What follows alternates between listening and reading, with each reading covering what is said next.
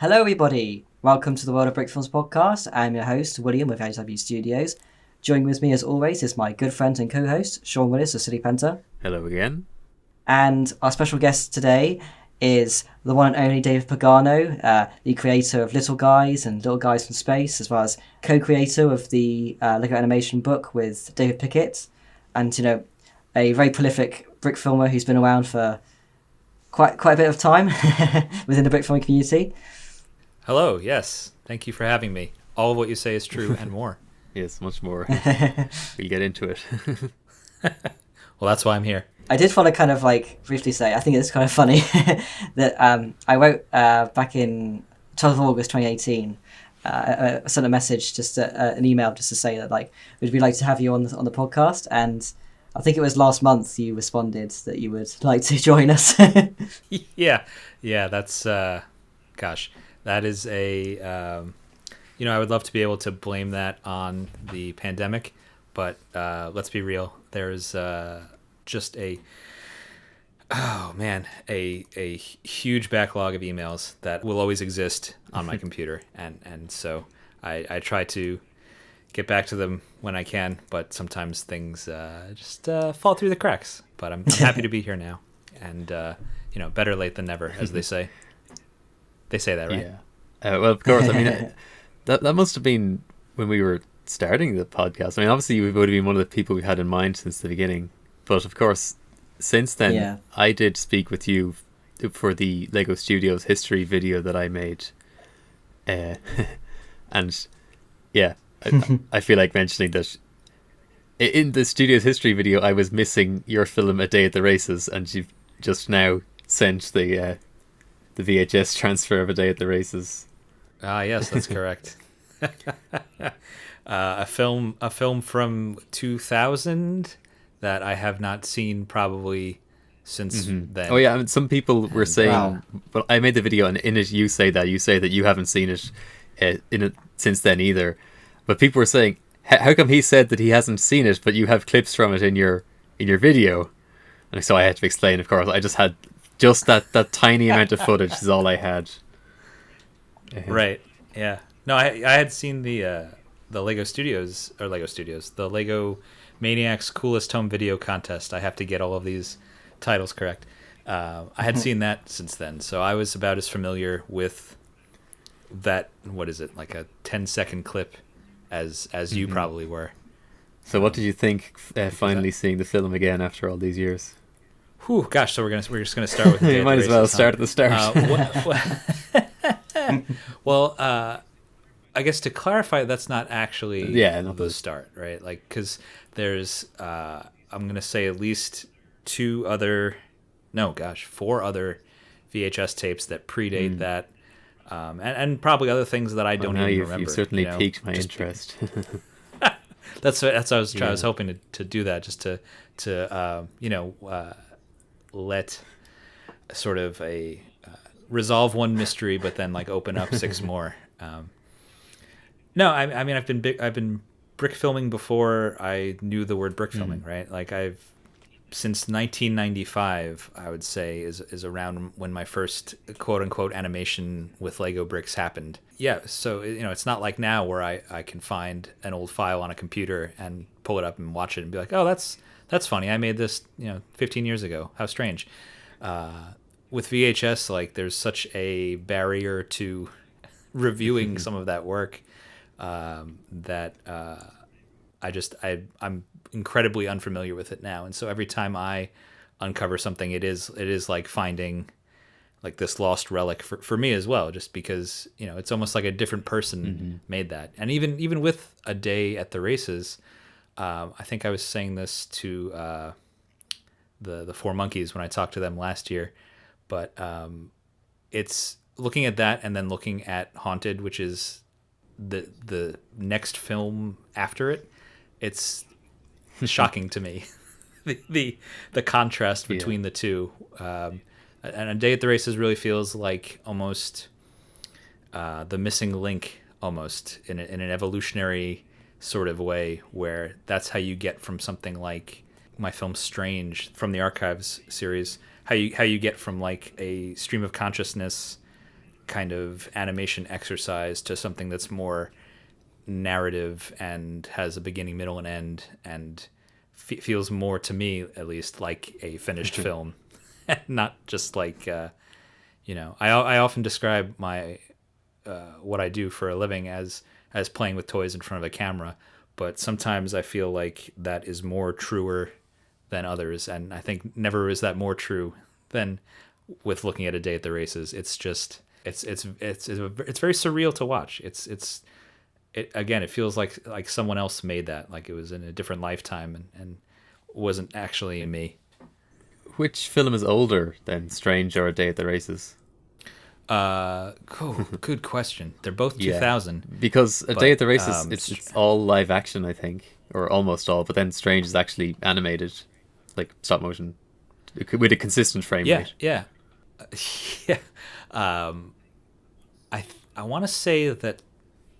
Gosh, it's that in between period where I kind of transferred from using a VHS camera to using video capture card and computer software. In the early 2000s, I was just watching a video about old clip art and clip art packages and sort of the evolution of that, and they were talking about how what people do with computers has really, the idea of what computers are for in terms of the creation of art has really changed dramatically in the last couple of decades. And so I think that was, again, it was like an evolutionary link where, and it's strange to think, like I was making stuff on VHS at the same time as I was making stuff on a computer, on a desktop computer.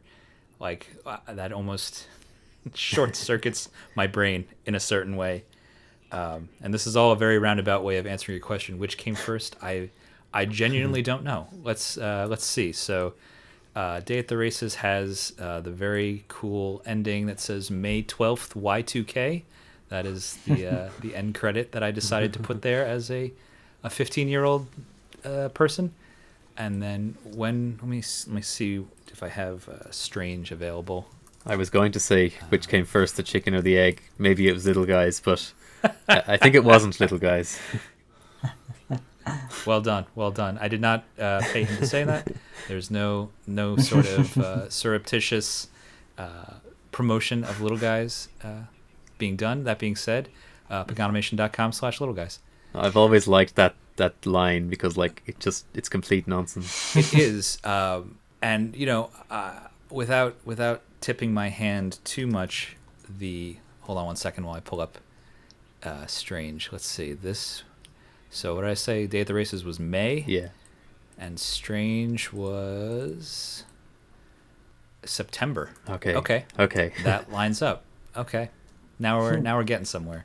We're charting the Australopithecus or whatever towards the modern day human. I'm glad to hear that, because that means the wiki was correct. This is important. Well, if there's anything I can do to confirm your deductions, I'm happy to do it. Little Guys. Which came first, the chicken or the egg? That is that's actually from a different commercial, which I will not reveal here.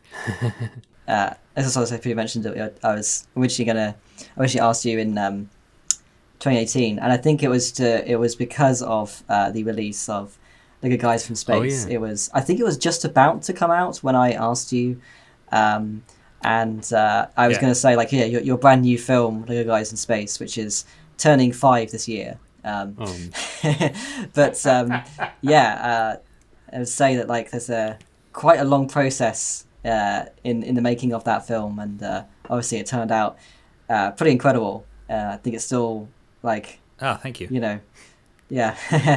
So did you? I don't know if you want to kind of talk about Lego Guys in Space first, or if you want to talk a little bit about the first one before we go that. But well, I can just say to your question about why this took so long to actually come together as a podcast recording schedule. The completion of Little Guys, or Little Guys in Space rather, it burnt me out, and that was I think I probably spent a bunch of time just not looking at any email whatsoever. Yeah. Or anything thinking Lego. about things. Yeah, I mean, one of the difficult things about making art in a online era is that you are expected to be your own. You're expected to make the art and get jobs making art or creating things or using those same skills, but you're also supposed to be your own marketing team and accounting firm and all this stuff. So I think, certainly it would have been good to have some discussions about the film upon its release. But for me, I think it's even better to talk about it now, not only with the benefit of hindsight, but with the added value of me being an actual human being again, or a relative facsimile, that we can actually have a normal type conversation about things, and I can speak about it with energy and charisma, hopefully. Yeah, I mean, I have noticed that, I think you did one more brick film in 2018, but then there's been nothing since 2018, which is quite unusual for you. And so I did kind of guess it was probably Little Guys in Space, Burnout, yeah. Yeah, it was a couple of things, actually. So I finished Little Guys in Space in August, I think August 31st at like 11:59 p.m. Pacific Standard Time. Just really right up to the wire of when I said it was going to be released. So that was August, and then in the following spring of 2019, I was doing animation for CBS, and just on a project that basically kind of lasted most of the year. So it was, it was the first time in a while where I was doing animation not in my studio and doing it for, still doing it for a client, but doing it for someone in a much more passive role, I suppose. Like I was, for all the stuff that we did at Paganimation for the Lego group or other clients, it was always I was directing it and I was kind of heading up the whole production. But for the work I did in 2019, it was me just sort of showing up, animating some stuff, and then going home, which really helped to get that recovery from Little Guys in Space. I was going to ask, did you actually like that you just had the one role? Yeah, it's you can't do the same kind of role all the time is one thing I'm finding, or at least I can't. Even now, like I wanted to listen to a couple of episodes of the World of Brickfilms podcast just so I could get an idea of the structure and what y'all talk about and that kind of a thing. And I think I ended up just listening to one episode. And that's because where I'm at right now is I find it really difficult to listen to podcasts, not for anything content-wise, but because the work that I'm doing currently requires a lot of brain focus. It's not the sort of thing where I can kind of like passively sort of do kind of menial tasks or things like that and have this sort of discussion going in the background. So fortunately I was able to get one in there. So I was aware of the Brickfilm Showcase. Oh yeah. Nice. I wonder which one was that. It was actually the crossover episode that you all did with the Brickfilmers Guild podcast. Yeah. Because that was an easy transition from listening to one thing that I had already heard some of to sort of a halfway point. I have heard from people who, start out as just hobbyist animators and then get to work in a big proper studio that they do enjoy that, somebody else has set up all the lighting and somebody else has set up the camera and they just have to come in and just animate, and once the animation is done then they're out. And it differs in the type of animation you're doing. It differs in certainly the industry, not the industry per se, but like the location. Like New York animation, which is where I live in New York. New York animation has a different vibe than like West Coast animation, like whether it's in LA or Portland or that kind of a thing. So certainly there's a variety of approaches that people take to being a working professional in this field. But even within that, I feel like I don't like to do the same thing all the time. And so doing some things where I'm in charge, and then doing other things where I can just show up and still exercise those skills, and then clock out at the same time every day. They both have their benefits for me. And all of this is to say, I finished Little Guys in Space in 2018. 2019, I did that offside work. 2020 is COVID. That's when we lost our studio space. That's been sort of a long-term reset, I guess, to kind of get back to a place where I can, it wasn't until I think last year's 2022, that I even, put two bricks together again in a way that wasn't, during the pandemic, I was occupying my time by building, random kits that I had, like retail products, but to actually make something original just for myself or as like a Paganimation thing, it had been a while, and I miss it dearly. But I just don't have the setup that I had. So, I feel confident that I'll get back to it again, but it's also the kind of thing where we are not doing, what Lego was commissioning from Brickfilmers in 2010 is not the same as what they were doing in 2020. Yeah. So it's that sort of part of the industry has also changed, specifically centered around what stop motion is to clients. To the extent that I now get like Instagram ads that are like, do you want to learn stop motion in 24 hours and really add some pizzazz to your, I don't even know, like social posts? It's easy. You can learn it overnight. Click here to learn more. And I'm like, I just sort of grouse about it with my my stop motion colleagues. Like, do you see this? Like, is this, this is weird, right? Like, I'm not crazy.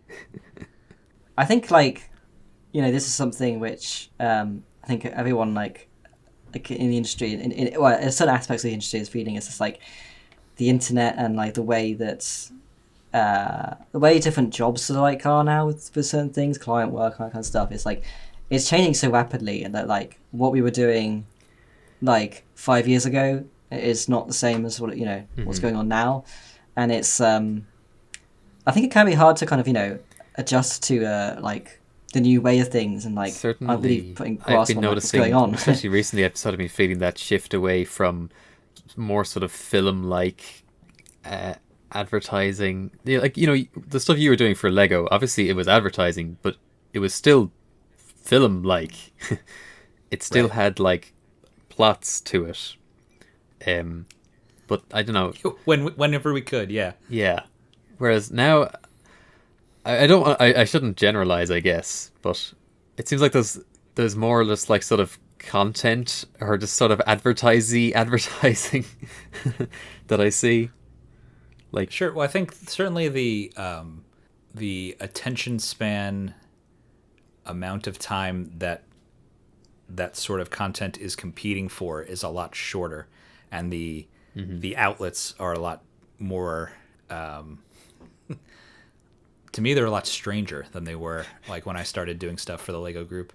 When I did the Space Police series, which was the first thing I did for Lego, like officially, what was YouTube was like 3 years old at that point, I think. So, to think about that now is just, it's another thing that just like baffles my brain. Oh yeah. Because to try to like put myself back in that time is it's very similar to thinking about whoever that person was that made A Day at the Races. Like, what is this? Like, how did that? Sure is strange that happened that way. Yeah. And of course, it disturbs me greatly to see YouTube videos that say 16 years ago on them. Yeah, me too. Right with you. Yeah. But yeah, like the Space Police series, I mean, plenty of people will come along and say like, oh yeah, like the Space Police series, those were some of the first Brickfilms I saw, and like I loved those when I was a kid, and they seem to really leave an impression on people. And it just, I kind of get the impression that they wouldn't be looking for that sort of film anymore as official Lego advertising. Like, Oh, certainly not. Yeah, not the kind of thing that people are going to remember. It's not that's going to stick with them, make an impression on them. Well, that's the thing. Is like, I mean, it's similar to like as well. Like, you know, obviously before that, you had things like Spite Your Face, the gold standard. Spite Your Face, yeah, and like, you know, those were classics. They were actually stories. You know, they had like the actual, you know, films, and yeah, now it kind of feels like it's so. Yeah, the actual kind of market for like, you know, these kind of corporate like advertising things are like, it's so broad, so kind of vast now, and it's, you know, it's kind of based on this idea of like there's more of it out there, but also there's not enough that there isn't as much that's actually sticking. You know, a lot of it is just kind of like, so this is, you know, this video that comes out, it, you know, it might get seen by like 500,000 people or something, you know, for this short period of time. Oh yeah. And then it kind of like it's off to the next thing, you know, within the next week. So it's kind of, you know, comparing that to like, you know, where it'd be like, oh, remember in 2004 when this really cool video came out, you know? Yes. Yes. Of course, I must thank you for appearing in the Tony Mines tribute video that I made as well. Oh, my pleasure. You know, what can you even say about that whole situation, right? Mm-hmm. Like, it's a loss and a tragedy. Yeah. And I'm glad that I could have something to contribute. You know, and it is, I think I said in that video, things like, you know, Peril of Doc Ock, the Han Solo affair, those really did, I looked to those for a reference point, not only in terms of like technique and look, but in terms of tone and approach. In term, like when I started doing stuff for the Lego group, that was very much in my mind of like, oh, I kind of want it to feel like this is sort of a standard by which to be judged, or by which to a template, I suppose, by which to try to build off of, if I can use a very cheesy Lego pun. Those films are, I'm always flattered when people sort of compare, or not compare, but like have a similar reaction to things like the Space Police series that they do for folks who are ever so slightly older to something like the Spite Your Face films, just because I think there was a very similar situation where it's like you have people who are storytellers and filmmakers, and it just so happens that they're using Lego. It's not necessarily like, you know, I don't think with any of that stuff, obviously they are all promotional videos. They are all ads when you get right down to it. But I think, at least for me, it never felt like they should only be ads, or like that it was like, I never looked at it in a reductive way. It was always like, yes, we're going to promote the product, but with things like the Spite Your Face films, there was always more substance than just that. You know, I think about like the ending to Scary Thriller, where you just pan out to a microscale castle, and you just hear this, I don't even know what you would call it, like mid-century rock and roll music just kind of echoing through the forest.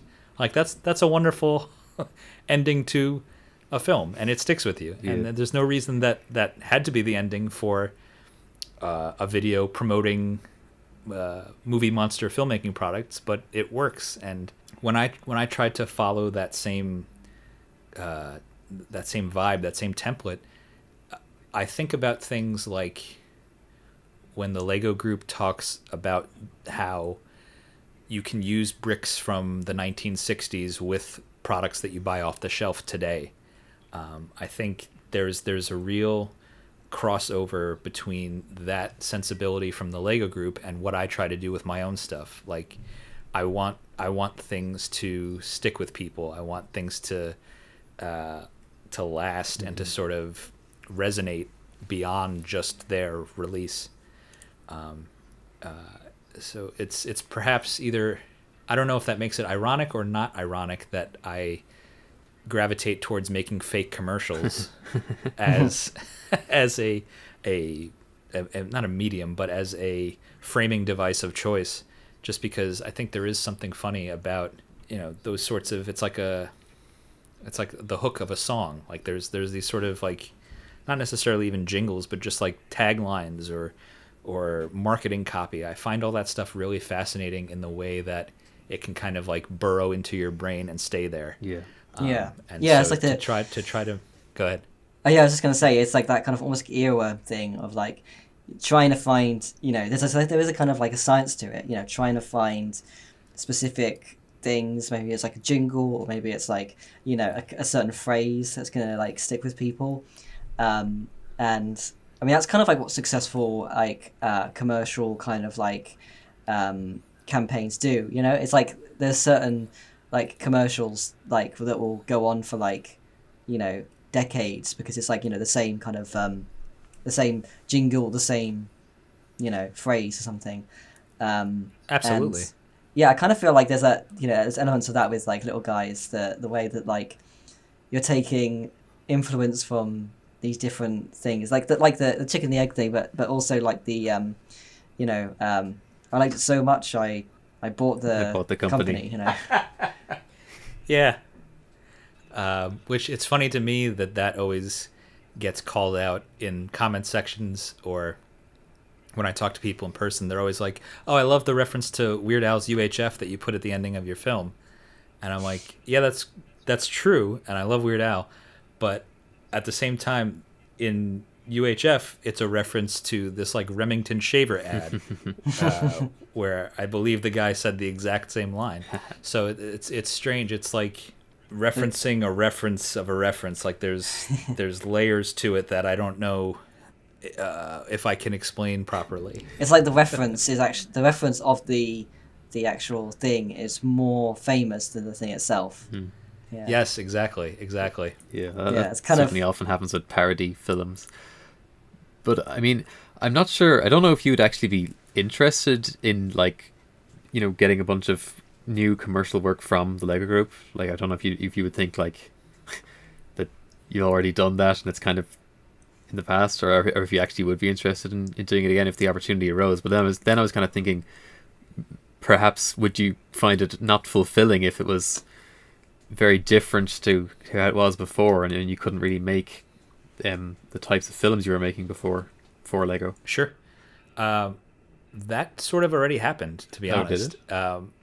Yeah, I mean, just in the way that, like I was saying before, when we did Space Police, it was in this sort of, not only was web video kind of in this infancy to a degree, but it was also when Lego was returning from their near bankruptcy, when they had all of their financial troubles in the early 2000s.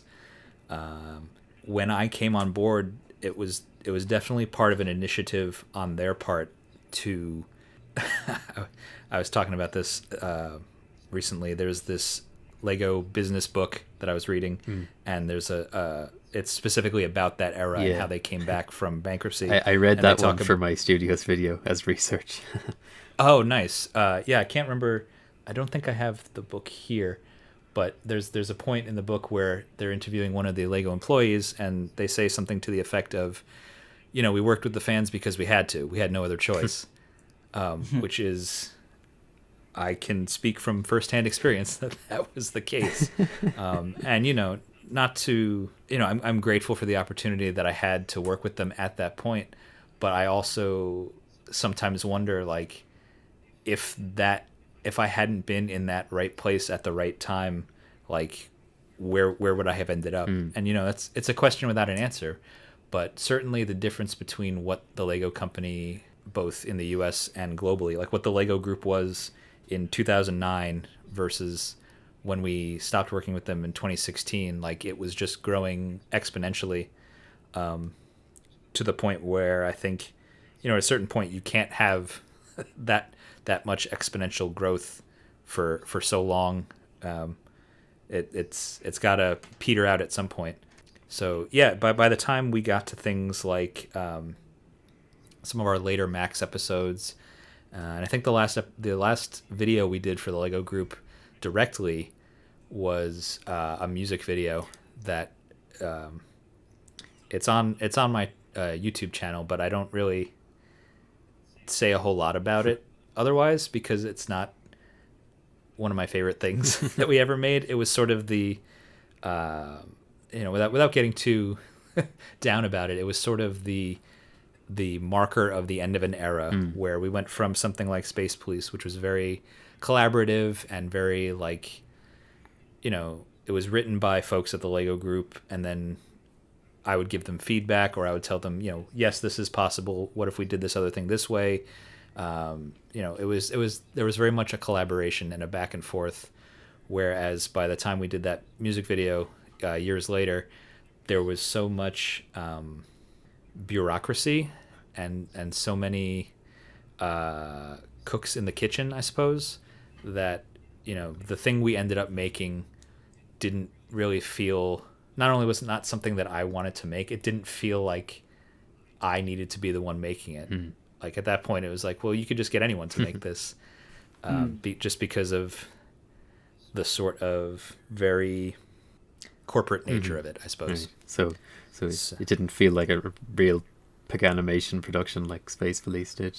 Yeah, and you know, not to say that Space Police is even the marker for that sort of thing, because again, like I didn't write those, and that's another thing that to this day people ask me questions like, why did you write it this way? And I was like, I'll just be like, I didn't. I had nothing to do with that. Well, you did mention the influence of Spite Your Face, and like looking at Space Police and other things, I can see how, like, you know, the way things are laid out in the frame, or the way things enter the frame, like the camera will move back and people will appear in the frame, like, you know, I can see the influence of Spite Your Face. Like I can see what you're bringing to it. Oh, thanks. And I mean, certainly having the Spite Your Face films as a reference point was doubly helpful, not only because I liked them, but because, as I believe someone on some comment section or forum at the time pointed out, like, I was known for doing non-minifigure animation. And so to be hired to do explicitly minifigure-based animation, there was a learning curve, and it helped to have like a reference to look at, like, this is the gold standard, like this is what I want to be shooting for when I was making those kinds of things. But in terms of the stuff that I've done for Lego that feels the most me, I think around 2011 is when we start to hit our stride at Paganimation. I think Country Building is probably my favorite thing that I ever made for any client to date. I was going to say that Country Building is probably the best one. Like, it's the most, like, yeah, it's like your own films, your personal ones. Yeah. It was like, I think it's just a lot that, like, I don't even really think of it as being a commercial, a commission, promotional video. I just think of it as being a Paganimation video, you know, just because it just fits so perfectly with your, like, you know, like little guys and that kind of stuff, and also like that song is just like, it's always stuck in my head. You know, the 2x4 is the 4x2 all that stuff. Yeah, thank you. I mean, the two guys who put that stuff together, Roger and Scott at Lego, like they had very much, like, you know, they were creative dudes, and they were there to work for the Lego group, but they were also kind of like this sort of like best friend comedy duo. That's always the vibe that I kind of got from them. And so when I look at things like you know, the Cool Creations with Flappy, or something like Country Building, I feel their energy very strongly, and their kind of chemistry so as well. Bring, absolutely, yeah, that's a great word for it.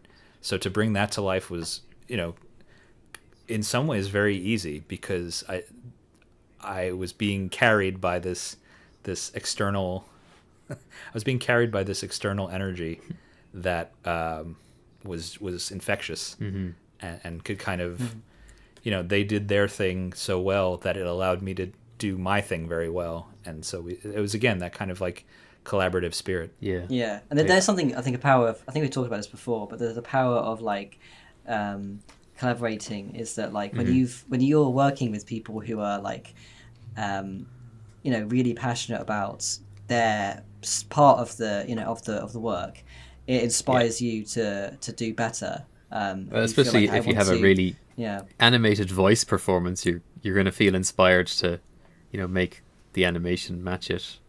Yeah. So that can that can raise you.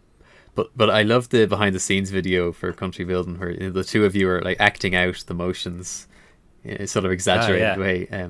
Because like I know like when I'm animating and I'm trying to envision how the physics of something. Like sometimes I will just stand there and like move my arm and watch it or something. Just do the movement and try to picture it in my mind. Yeah, for sure. Well, I think with that film in particular, it was the next thing I had done at that scale after Playback. And I feel like what I was trying to do with Country Building was to kind of try to approach, when I made Playback, I sort of envisioned something more like Country Building, but my skills and my setup and the time that I had, because I think that was also for a contest, it just didn't allow me to, my, what's the phrase? When one's reach and extends beyond one's grasp, like what I shot for with Playback was not sort of where I ended up with the film, which is not to say like I love that film and it's very special to me. Yeah. It's one of my favorites, but what I saw in my head did not come out on screen in the way that I thought it would. So it was by the time I got to Country Building that I was like, oh, maybe now I can sort of do what I intended to do with Playback for this film. And I feel like I got a lot closer. Yeah. Which is great. And I guess Little Guys in Space might be similar because with Little Guys in Space, it really blew my mind because the figures, like their torsos moved. Because, in the original, like, their heads move, but their torsos don't. But right, yeah, they've got much more like human motion in Little Guys in Space. Especially there's one like character with a gun, and it's the incredible character animation Barbara. With that figure. Yeah, thank you. Yeah, the future war soldier mom. I get a lot of comments about that character in particular being. I don't know. A part of it might be that it's one of the longest shots in the film. Just to let the joke play out in the way that I wanted it to. But yeah, thanks. I'm very proud of that scene in particular, but the whole film also. Yeah, as actually should be. Something that's really amazing with Little Guys in Space. There's like micro scale, or maybe not micro, but like smaller scale shots and things, but you don't notice that they're small scale. They just feel like everything just flows. It's really, really impressive.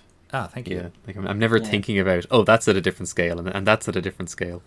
Yeah, I think like everything is equally so like impressive in terms of like what you do in that. Like like all these different sets are just like so cool. And I want to go back to like what you're saying about like the actual movement of the characters. Like the amount of like the way that they move in such a kind of realistic way.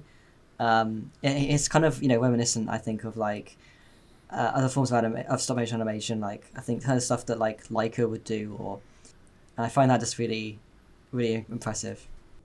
Ah, thank you. Also, as well, like there's so much that like you're seeing like with a lot of the characters that you got those like two alien characters, like the green one and the red one. Like there's a lot of their actual upper torso that is in shot as well, and like all the stuff that they're doing, the gesturing with their hands and that kind of stuff as well. It's taking something like Little Guys, which is still to this day really impressive, and then just like completely I guess one-upping it in a way to make it even more like impressive. Thanks. Yeah. I mean, there's a couple of things I can say there, but go ahead, Sean. Well, what you will say probably would be more interesting, but I was going to say that I'm pretty sure Little Guys is the first brick film that I ever cited as my favourite brick film. Like, I've got an old forum post on the old site, on like 07 or early 08, where I call Little Guys my favourite brick film. I can confirm that because I think you commented the same thing either on Little Guys or on Little Guys in Space. That sounds like something I would do. Commented 5 years ago. Oh gosh, so there's a lot there. With, I would say, Little Guys in Space, to tie it into the sort of commercial commissioned work that I did for the Lego group, Little Guys in Space was certainly a partial reaction to that, where I think because we were doing so many things for the Lego group, I wanted to do more that felt like me, and I wanted to avail myself of this setup that I was building to do these commission projects and use it for something that felt more personal, but also more like my brand. Because, you know, something like Adventures of Max, it's not necessarily something I would set out to create, even though the way that I execute it is I try to make it as much a Paganimation feeling thing as possible. But Little Guys in Space certainly was a reaction to that in some ways, just to kind of like find excuses to do these sort of more interesting flight of fancy non-minifigure shots and execute them in a way that is almost completely divorced from what would be in a promotional film, your average promotional film for a Lego Playtheme retail product. More than that, I would say that in the same way that I described the relationship between, or the evolution of playback to country building, I would say Little Guys and Little Guys in Space, beyond just being a sequel, there's a very similar thing as well, where I wanted, the way that I saw parts of Little Guys in my head was limited by, again, like the technology of the time and the resources that I had. So doing things like moving character torsos or even arms, like sometimes people will point out that the sort of person on the street interviews in Little Guys, their arms don't really move. Like they're sort of just stuck in one place, and it's their hands that do a lot of the gesturing. And, you know, it's so short that it kind of works, and I think it's really funny, but it's not necessarily what I wanted to do when I made that film. And so with Little Guys in Space, there was, again, like an opportunity to take this thing that I had already kind of done and see what I could do with it next. And certainly something like, I've seen more of Leica stuff now, but, you know, Leica used to be the Will Vinton Studios in the 80s and 90s. And something like Will Vinton's Claymation Christmas Celebration. I don't know if you all are familiar with that piece, but it's a CBS TV special from like 1987. And the sort of waist up character animation in that, like the sort of two shots and talking to camera in that TV special are incredibly detailed, and just the acting performances of them are so, I don't know, they're just so full of life that it really, you know, affected me as a kid, where I was like, oh man, like this dinosaur is talking to me. Like this feels like it was just captured on set, and there was something so, what's even the right word? There's something so fascinating and so engaging about it, just on multiple levels, I suppose, as a piece of animation, but also as a character performance. And so that sort of thing, Creature Comforts from Aardman, that was another thing that's sort of influential to the Little Guys style, where it would just, especially with the person on the street interviews, getting that sort of like talking to camera vibe across and being as engaging and lively as possible. That was something that was important to me, not only because I think it's funny, but because it was something I wanted to practice and be able to do, and do it in ways that took inspiration from those things, but were also my own. And I think something that we bring up from time to time on here is people taking influence primarily from things outside of other brick films. So it sounds like you were well on that track. Oh, certainly. Yeah. I mean, even now, like the project that I'm doing now, the documentary about the actor Jim Varney called The Importance of Being Earnest. Ernest was this commercial character from the 80s and 90s. And so I'm directing a feature-length documentary about him now. But certainly part of the inspiration for that, beyond just thinking that it's an interesting story of an interesting character, I don't know how familiar y'all are with him. across the pond because it's a very American character. Yeah, I am kind of aware of aware of the existence. Like stuff, yeah. Sure. Like all the kind of films and stuff that he made as well, like as Ernest. Yeah, and that's like, name another character who started in commercials and then went on to do 9 films. Like I don't think there is one. The Muppets maybe, but yeah. So that sort of thing is again like, I try to work on all kinds of different things because I don't like to do the same thing all the time. Sort of like what you were saying, Sean, about whether I would go back to doing commissioned films for the Lego Group. I certainly would. Like if the opportunity to exercise that creativity was still there and to have it more substantial than kind of the sort of more disposable content that I think is what it strikes me as they make now, where it's just sort of, it's like the web video equivalent of shovelware in some ways, where it's just kind of like we need content because we need content, and it doesn't matter what it is, and as long as it gets eyeballs on our shop page, like, mission accomplished. That sort of thing doesn't really interest me, which is, again, another reason why I sort of took this detour into documentary feature production. But it's all the same. It all comes from the same spirit or the same place of inspiration, I think, where it's always about these unique performances that inspire me, or these grand experiments where, again, like, how do you make a character from commercials? How does that capture the imagination of the public to such a degree that it turns into a successful feature film franchise? Like, that's unprecedented. That is, I don't even know how to describe it, really. And so that's, part of this is just, I thought it was an interesting project to take on, and I felt well positioned to do it. But part of it is also, I want to know the answers to these questions myself. Mm-hmm. This is like the most long game way of getting behind the scenes look into a character and a performer that I just find incredibly interesting.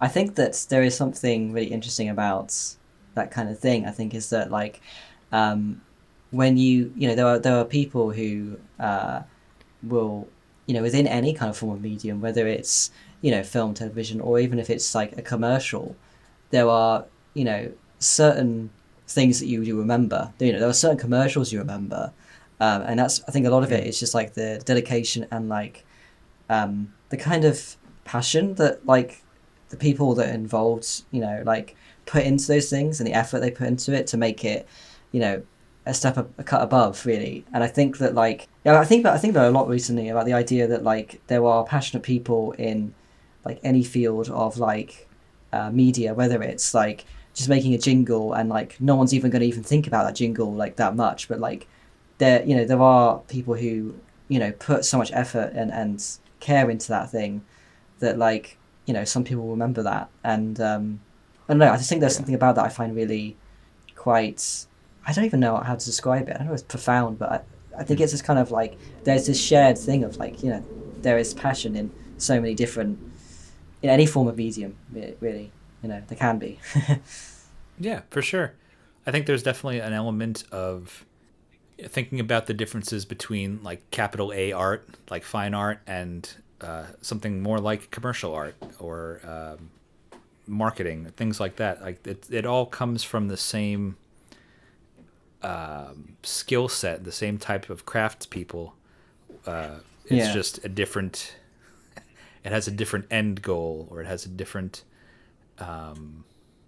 motive, I suppose. Yeah, because I was thinking then about I don't know if you've seen the, like, I don't know if you know of Defunctland, but there's a really good video that came out with a couple of months ago, which is all about the trying to solve the mystery of the creator of a Disney Channel jingle, and it turned into this, like, hour and a half, I'd say, documentary pretty much, and it's just really interesting, just like because I think it kind of it really once you get into the deep dive of finding out who this person is, you kind of learn a lot. Like, this person was someone who really loved to create these things, and it kind of went into the idea of like, there's so many creative people and artists who we don't even know the name of, but are just sort of there and made an impact. Yeah, absolutely. I am familiar with Defunctland because while I was working on so we lost our Paganimation studio in 2020. At the same time, I was already kind of pitching this Ernest Jim Varney documentary idea around. I'm friends with Jim Varney's nephew, and he had written a biography, and so we talked about doing a documentary pitch, and ended up teaming up with one of the old writers of the commercials and the movies, and sort of it all led towards a crowdfunding campaign. At the same time, I was trying to find other documentary works, in a very similar way to looking at Spite Your Face Lego films and being like, okay, this is the baseline, this is the reference point for what I want to make. During that time in 2020, I was looking at a ton of documentary films and shorts and YouTube videos, trying to find examples of, okay, if I was going to make something, I would want it to kind of feel like this. And one of the things I came across was, I believe the film is called Live from the Space Stage, and it's a Defunctland documentary about a Disneyland Star Wars inspired rock band that existed for like one summer in the early 1980s and then like vanished. And it's like another incredibly interesting, almost lost thing where, it's Disneyland, so it could have just been sort of very disposable, or there's good things and bad things to be said about Disney as a company, both back then and now. I think there is a criticism to be made that some of their output is very corporate or not dumbed down, but sort of diluted, maybe, in the way that it is presented. But with this documentary about this band, it was just like they found all these great musicians and they did this like really strange experiment, and just the story of like what happened and how it sort of resolved itself or didn't and then disappeared was super engaging. And certainly a big inspiration for the documentary that I'm doing now. Some of those videos, I might see the title and think like, I have no connection to this subject matter, so am I going to really be interested in the video? But then if it's just done well enough, if they can just create an interesting enough narrative out of it, then you don't have to be familiar with the subject matter beforehand. Yeah, and I think a lot of the documentaries that I watched were very successful at that exact thing. Because certainly a lot of people don't know who Ernest or Jim Varney are, or if they do, it's sort of like, oh, that face that I saw at like a video rental store, or oh, that guy from like commercials way back then. Like it's almost like a footnote or a punchline, rather than like someone who had this like incredible talent and this significant body of work that was important to a generation of people that grew up with him. Yeah. So I think a similar kind of personality, I'd say, is like Fred Rogers, because in terms of, I guess, the impact, because like I watched a documentary, Would You Be My Neighbor, a couple of years ago, and like without really, obviously I know who Fred Rogers was, but I didn't grow up, watching his like consuming like the stuff that he made or anything, but I've just always have that kind of awareness of who he is, like they told a narrative in that documentary which made me care about him and like care about the things he did, in a way which like just like I think it's just a testament of how good that kind of thing can be. And it's like I think that there's ways of making like documentaries and stuff where like even if you're not that familiar with something, you can really just be invested in it. Yeah, for sure. It's funny that you bring up Fred Rogers, because Fred Rogers, Jim Varney as Ernest, commercials, Little Guys, there's this common denominator, which is characters talking to the camera. And I think that is definitely something that, the idea of like a TV screen as a proscenium, like a stage on which performances are acted out for the home audience, is something that is incredibly interesting to me. And that probably comes from like the Muppets again. Like, I've often described the sort of Pagano puppet XL, the Little Guy scale characters as like Lego brick-built Muppets.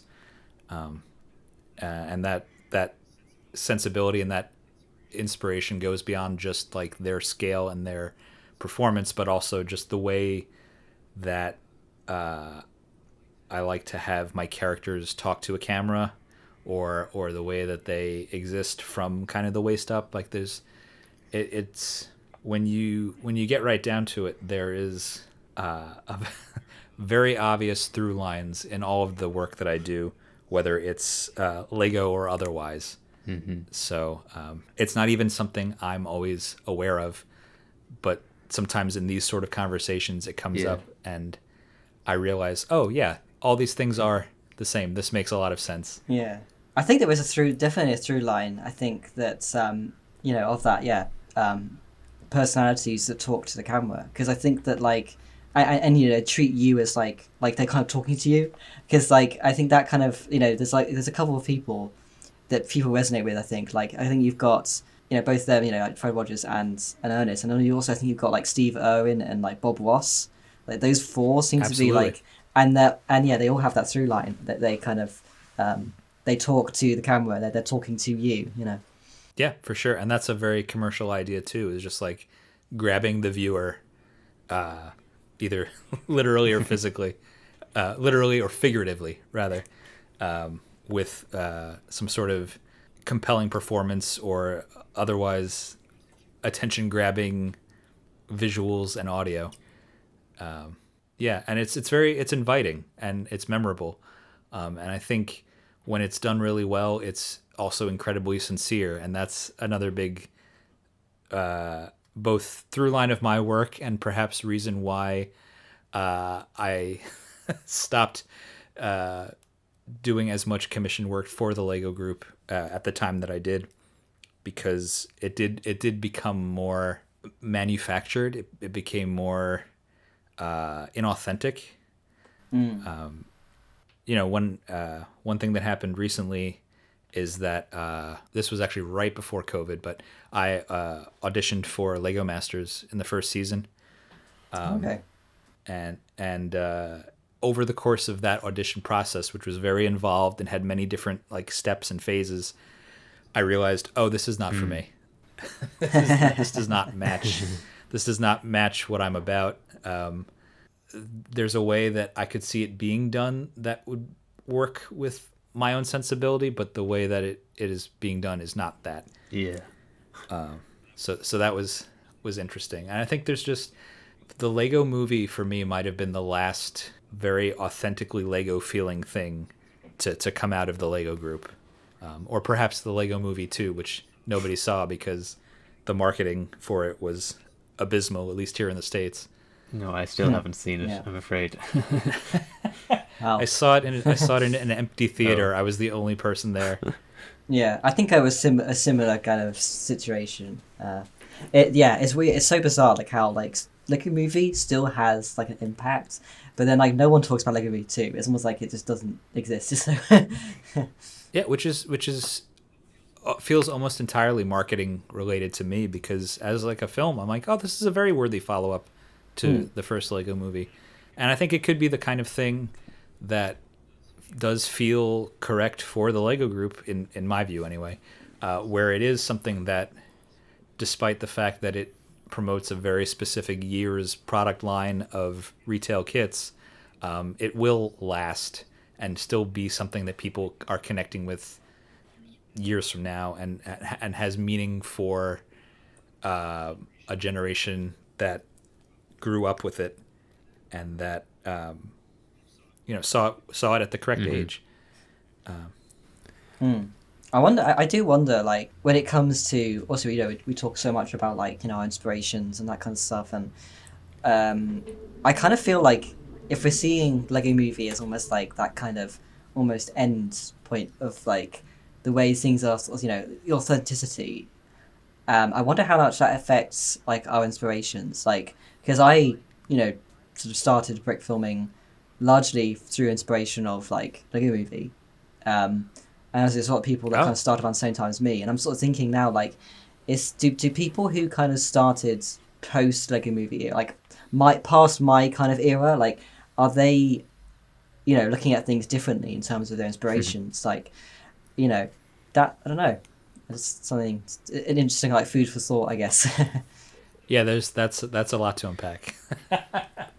Well, I mean, of course, with stuff like this podcast, we do hope to, well, I mean, okay, obviously we don't have a massive reach or anything, but we do hope to promote, like, good films that held up, because I guess if people are only watching new stuff and they're only being influenced by the new stuff around them, and if things trend more towards, like, stuff that does well in the YouTube algorithm, and that's all that people are taking influence from, then they're going to end up with a less memorable end product, something that isn't really gonna, like, leave an impact on people. Yeah, I think that there is this thing for sure. There is a thing, I think, that of, like, trying to find a unique kind of characteristic, finding your own personality, that's authentically you.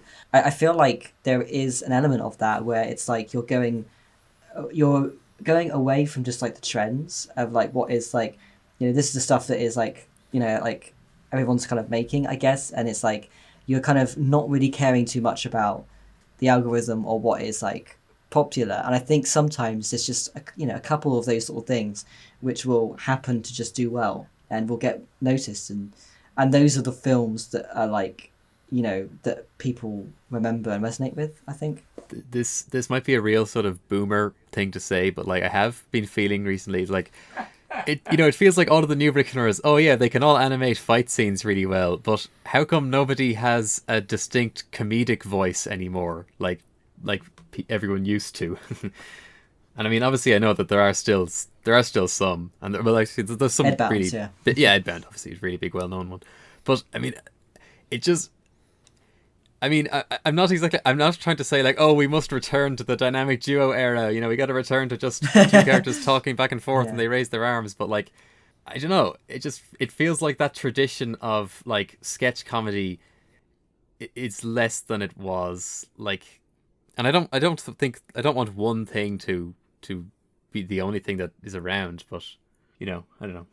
I don't know where I'm going with this. I guess seeing two sides of the coin. I feel like there are certain people who are starting out who are like, really kind of relevant at the moment within, like, the core of the community, who are, like, finding lots of influences outside of Lego and outside of brick filming.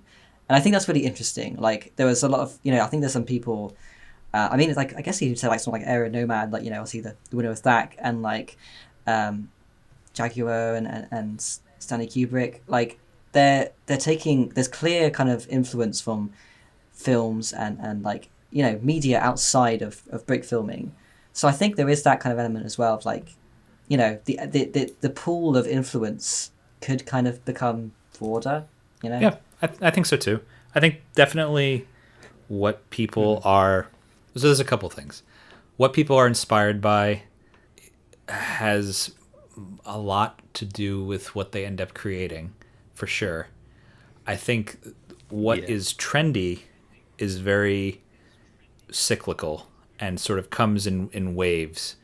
And that was something that, back in the day, even the folks at the Lego group that I worked with when I first started working with them, they would sort of talk about that, where it's like trends and ideas and even certain types of promotional videos, like there would be like a lot of them, and then they would kind of, like, subside, and then they would come back, and it would sort of ebb and flow in a certain way. I think it's funny that you say, why is everybody so good at making fight scenes? because I feel like that's always been like a big obsession of the online community. Yeah, like even I know we're going to get to Brickfilm Showcase later in the podcast, but even when I was doing the Brickflix film festival in North Carolina about 10 years ago, that was something that I sorted through a lot of brick films that were fight scenes, and some of them were just fight scenes and didn't really have any substance beyond that, while others took a fight scene as a central premise and then built on top of it to do something interesting or clever or to say something. So I don't know that there's always going to be people who follow trends and people who start them, and I think for my perspective on both the brickfilming community and the Lego Group's audiovisual output, I feel like both of those groups have the capacity to start trends really well, and have a reach and have an audience and have a history that is so rich and diverse, and can only continue to get more rich and more diverse, if it wants to. At the same time, sometimes trends are going to be so overwhelming or so, what's the right word? Tantalizing, maybe, that like you can't help but like follow them.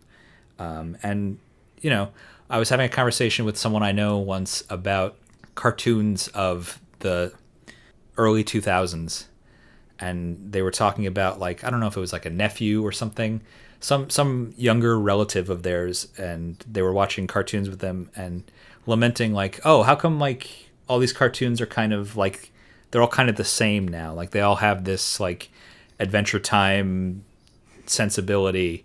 I feel like we didn't have, like, there was nothing like that when we were kids, because he and I are around the same age, and I was like, no, there was a ton of it. It was all sloppy and forgettable, and that's why no one talks about it, because it didn't last. I was starting to think that it feels different being in the current era, but I'm sure years from now I'll look back on right now and think, oh yeah, all the stuff that I was saying, oh, where's all the stuff I want to see? It was always right there, and it's remembered now years down the line. Well, even in thinking about what I was saying about how things go in waves or in cycles, when I was in film school, which was in the early 2000s, that was in an era where CG was like the new hot commodity, and Shrek had just come out a few years earlier and things like that, and so there were people ringing the death knell of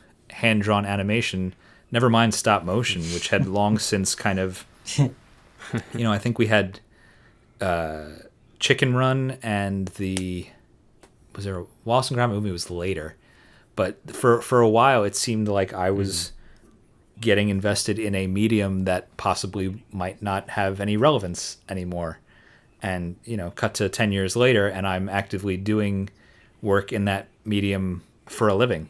That's not something that I could have predicted. That's not something that I don't think anyone could have, but I think it's important to remember when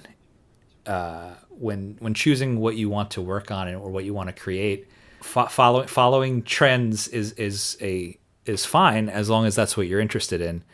But at the end of the day, if you're making something just to kind of capitalize on popularity or to cater to an algorithm or things like that, I find that to be at least for myself, a much emptier prospect than just making things that actually interest you or get you excited or make you want to do your best work. I think as well, like that, what you were saying then, I think that kind of does, I think it's worth, considering that. Maybe this is even like sort of similar to what we were talking about, but I feel like there is always this kind of existential feeling that like everything that we're currently doing is going to be irrelevant because of, I don't know how much I want to get into this, but like stuff like AI, like there's like this stuff that's like, it's like this whole hot topic at the moment. And I think that like there is something to consider in like just because there's a new technology doesn't necessarily mean it is a replacement for it. Like in a lot of in a big sense, like the 2D, 3D, and like stop motion animation, like those that kind of community and that kind of like industry is as big as it's ever really been, and it's as popular as it's really been. Really, so I think that's something to worth considering, is that like just because there's something new that comes along, and obviously that's going to be the exciting new thing that people care about for that period of time, but like just because that thing comes along doesn't mean it's actually going to replace something. And obviously I think it's hard to really tell what's going to happen in the future, but I think that's something worth considering. Yeah, for sure. There's definitely no way to know what the future will bring, both in terms of media and beyond. But yeah, one thing I'll say is that it does make it interesting and difficult at times to sort of know where you're going next as like a creator. Doing the stuff that I'm doing now, like I was saying, I don't have a studio at the moment, so all the stuff that I've been focusing on has been primarily digital, and that's been a huge shift for me because I'm so attached to physical objects, and to stop motion is very physical, and I like that about it. And so to do things where I'm sitting at a computer for all of my time feels wrong. at least for the kind of creator that I want to be. But at the same time, like I'm doing things that I find interesting, and for as many times as I'm just sitting at a computer looking through files or reviewing footage, I'm also going out and recording things. Like we went for the Jim Varney Ernest documentary, we went to Tennessee last year and interviewed a bunch of people, and went to a Ernest fan event, and it was something that I had never conceived of existing or conceived of doing. But it was really interesting and exciting, and it got me thinking more about this project and more about why I do the things that I do in general. Yeah. Mm-hmm. I think I want to kind of just also say something about like I think because like something that Sean said about like not wanting to sound like boomers. I think that I always try and kind of like I guess relay this thing about when it comes to like the way that I guess I see this podcast, because obviously there is this element of like the podcast where we talk a lot about like the past and the history and contextualizing that kind of side of things. But the way I always see it is that like as well as doing that, I kind of want to have some level of optimism. I want to feel as though like I don't want people to be just obsessed with the past. I kind of want people to kind of look at the future and think like, yeah, so these are take inspiration from these things and can you remember these like brick films, but also don't just try and replicate them. Like I think like you don't want just like dynamic duos to come back because they wouldn't be just because it existed before. You want to create something that is going to be the equivalent or something like that. And I think that is ultimately what I see things like the podcast. I want people to see this balance. I mean, I wouldn't want that anyway. Like, I don't see that as some great ideal or anything. Yeah. Oh yeah, I know that. I just wanted to kind of like, I guess, like clarify that. I think. Well, yeah, certainly when in recording history on the wiki and all that, I do try to keep in mind that like the history is the history. It's in the past, and it I feel like it's a losing game to try to chase some idealized past. Like it never it can't work for anyone. But we briefly mentioned AI. I mean, I guess it would be nice to think that like stop motion has this sort of handmade quality to it that potentially wouldn't be easily replicated. Who knows? We have touched on many things that aren't brick films, which of course we do like, but I feel like we're probably obliged to ask the sort of general questions about like, I mean, I guess it's probably different for you since you started brick filming like before there was any sort of online scene.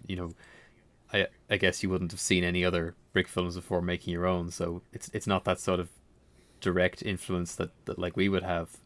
But I would like to know if there's anything you would have in mind, brick films that would be influential to you, like ones you would have seen earlier, or just ones you really like in particular, other than the Spite Your Face, which we already mentioned. Sure. One last thing I'll say about looking to the past. I think there's a balance to be struck. I think it's important to recognize and, what's the right word, record the history of things. Like, I'm actually really grateful that the work that you do on the Brickfilms wiki exists, because with the importance of being earnest Jim Varney documentary, it's a very similar undertaking where some of this stuff exists on one tape in somebody's basement in Tennessee, and if that tape is never digitized or if there's a flood, that's it. It's gone forever. So I think certainly logging a historical record and sharing it with people as a way to say, hey, this thing existed, let's use it to inspire ourselves going forward. I think there's a real value in that. At the same time, there is a danger in getting too caught up in it. And I think in the times where I've been trying to reckon with the YouTube algorithm and whether I should join in the making of just like sort of disposable content, there is a lot that's just like, hey, this thing from the past exists. Here's my video for this week that's monetizable. I think that's probably the opposite end of the spectrum, where there's just kind of like an overabundance of talking about something but saying nothing at all. And more just saying like, hey, this exists. Don't forget to like and subscribe and click the bell to get notifications.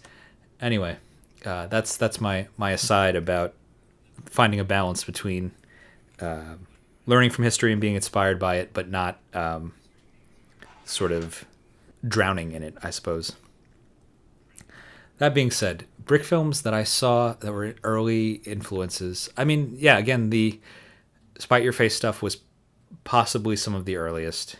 I don't know if this is the same for the AFOL community, because I was not yet an A when I learned about the online Lego fandom. But the sense that I got from the early days of brick filming online is that so many of these people had the same idea to make films with Lego characters, and each individually thought it was their idea, and that no one else, not in like an ownership sort of way, but just in a way that's like, oh, this is something that I do, and I've never met anyone else who does this, so it must be this like strange and unique thing.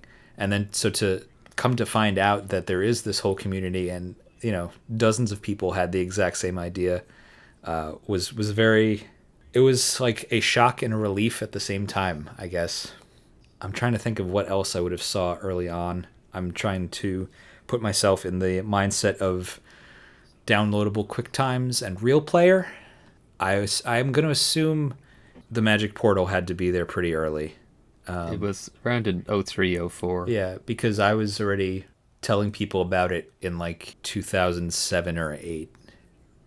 I think I watched it on a computer at school. Those films, Spite Your Face, certainly things like the Lego Maniacs Coolest Home Video Contest and the Lego Studios contest, like those VHS tapes were an early introduction to me. Again, like learning that there was this whole other group out there of other people who did the same thing that I did, unbeknownst to me. I watched those tapes a lot. Like my brothers and I would just watch them as like you would put on anything on YouTube now. Like it was just like, oh, let's watch that Lego tape. There's some neat stuff in there. It's like a ghost train and whatnot. That sort of thing was like the very possibly the earliest thing that I would watch with any sort of replay value. And those tapes, when I saw those, they were kind of surreal to me, I guess I could say, because it always felt like everyone had this grasp on the brick filming activity that existed before YouTube. Everyone knew where it was and what it was and who it was why and all it that. was. But then seeing those tapes, like true as well. Seeing like the Lego Maniacs tape, and there's like 50 semi-finalists, and like more than half of them are stop motion. But there's like one or two people who would go on to have their films online and interact with the online community. So there's like countless people who were actively brick filming, but they never interacted. They weren't online, and I don't think they've posted their stuff on YouTube since. So it's kind of wild that there was all those people out there in the time period when they could have been uploading their stuff online. So it's kind of like a lost little thing. It makes you wonder what else is out there that no one has ever seen. Maybe somebody just never found out that a brick filming online community existed, or in a very similar way, did find out, knew that they had done that when they were kids, but then it's the same kind of thing of like, there's one tape and it's in somebody's basement and we don't have a VCR anymore. So how do we get this to survive? And in some cases it doesn't survive, which is, again, that's why I think things like preservation of old, there's one thing I've been getting into as I work on the Importance of Being Earnest documentary is this idea of lost media, and films from the 20s that are lost, but also stuff from the late 90s, early 2000s that's lost because no one was really tape keeping some of that stuff. I was reading about the restoration and remastering of like the Star Trek TV series, and what is versus isn't practical to do the further in time you go, because once you pass like the early 90s, a lot of that stuff becomes CG or otherwise digital, and no one was really on top of keeping all of those assets organized or saved. And so in some cases it's like maybe one person took the work home with them, and it's a matter of tracking them down and finding a way to connect an old hard drive or things like that. It's so strange to think about the era that I sort of cut my teeth on film and animation in, because it was such a transitory period. And certainly for things like the brick filming online community, but also just for things like television. One thing I always tell people is that part of the reason the Little Guys series has the aesthetic that it does is because, when I was almost about to graduate college, the broadcast standard in the US changed from standard definition to high definition. And I didn't really understand what all of that meant. But I had spent enough time learning what old TV signals were and how they worked. I just said to myself, I can make this look old, and that way, I don't have to worry about getting new technology or new processes exactly right, but I can also use all this stuff I've learned. And also, if something looks like a mistake or if it looks weird, I can just say, I meant to do it that way. It was supposed to be, because it's supposed to be old. It's supposed to be old looking, and kind of hide imperfections that way. Yeah. I mean, I do think that the VHS look on Little Guys, it really helps to blend effects, like when the blank little guy is painted. Oh, yeah. All the paint comes down, and like all the paint looks like it's really there, but I feel like the VHS is really helping to It's interesting you bring that up, because that might be the only, there's like motion graphics in that film. That might be the only digital effect I can think of off the top of my head. And if I'm recalling correctly, what it is just the particle effect in Adobe After Effects. and probably a hand-drawn mask that drips down, transitioning from a little guy made out of white Lego bricks to one made out of red Lego bricks. Yeah, and so I knew I had to render that in an interlaced video format so that it would look like video and match the rest of the live action stuff that I had done. I will say that's the one thing, to take it back to A Day at the Races again, the one thing that probably more than anything that is interesting to me about seeing that film again is the way in which I've always been puppeting things from off screen. That's just, and I don't, it's one of those things that it's never been a conscious decision, or at least it didn't start that way. And then I think the more I noticed I was doing it, the more I realized it was part of my aesthetic. I don't know if it's just the vintage of the Lego, but did you play Lego Island back then? Did I play Lego Island? That's a great question. We didn't have a great computer, so I know I had Lego Creator, and I think we had one of the chess games, maybe, and I think we had Lego Racers. Just A Day at the Races kind of reminds me of the tone, the vibe, something about it, but it might be the Lego itself. Well, I don't know, because I know if you look at Haunted, and possibly also Strange, there's a custom minifigure that I made at some point of Pepperoni, the protagonist of Lego Island. I don't know if that was because I had played the game already. I know I've played Lego Island in my lifetime, but whether I did it as a child or as a adult or when exactly that happened, it might have been a thing that maybe like a friend owned and I played it at their house. I do remember somehow I had gotten like 10 blank red torsos or something. Maybe I traded pieces with someone at school.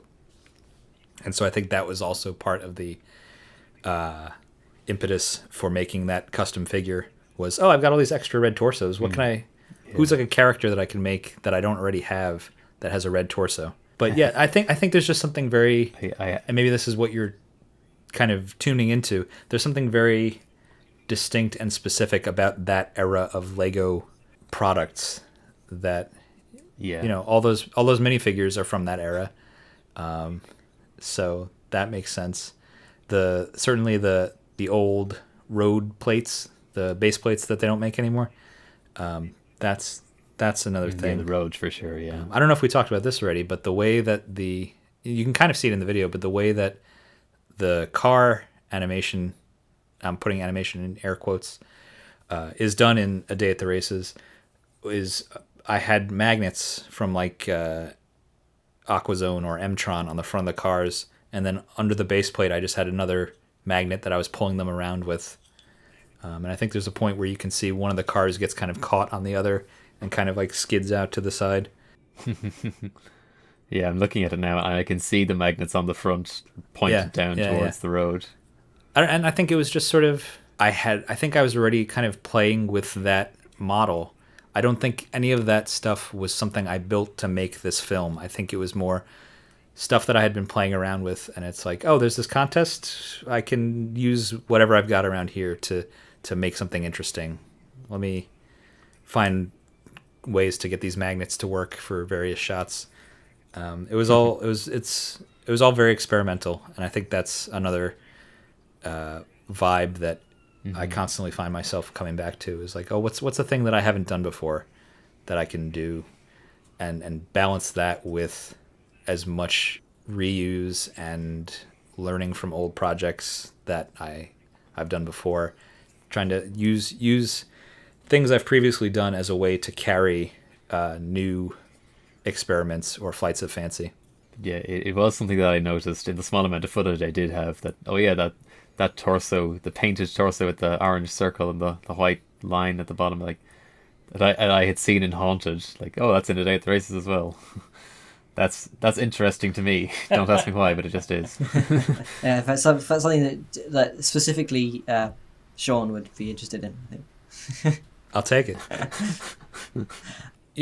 there is this odd subcategory of Lego products, particularly digital products, that have no physical tie-in, and I wonder if that was also part of my my inspiration there too. I'm thinking about things like, I don't think there was any Lego Island sets for a while after that game came out, which is bizarre to think about now when you consider the Lego movie and how many tie-in products were there at the premiere. There was a whole wave of products. I mean, they did Island Extreme Stunts in like 02 or 03, right? I think. When is Lego Island? That's like 98, 99? 97. 97, no kidding. Okay, well, there you go. Or even something like Lego Universe years later. Like, how many not only were there designs in there that were not being released as products, I think there are 2 Lego Universe products in total, and one of them is a minifigure polybag. But not only were those not products, but they were not even made or designed to be built out of existing pieces. So at that point, to me, that raises the question, why? But again, that's sort of, it's a thing where I have a very specific point of view of what the Lego group does really well, and when they are, to me, at their best. And sometimes they do things that I feel contradict that, and sometimes they do things that I feel fit exactly into it. And so trying to line up my collaborations with the things that I feel really work is probably what I would say, to go back to the question of would I do more work with them. I think when that lines up with what I personally like about them, I think we can make some good stuff happen. But certainly when they contradict their own mission statements, that's not a time to call David. Because certainly, like, another big thing that I try to put into all my work is to look at what I've done on camera, or on screen rather, and say, oh, I see how he built that. Let me try to build that. I get people sending me custom little guys designs that they've made. A kid made their own version. It's easier now that the Lego animation book exists, because I can actively see that people are using the Pagano puppet instructions in there, or a kid made their own version of the Magic Picnic, stuff like that. I like to, that's my way of like paying it forward, because I saw things at Lego store displays or in the club magazine when I was young, and I looked at them and I said, oh, I see how they built this. Let me try to replicate that with what I have at home. And to make that same sensibility and that same opportunity available to people who watch what I make is very important to me. I want people to look at what I've done and then try to do it themselves. I think there's something to be said for that sort of shared community of building. Yeah, that's a really nice way of putting it.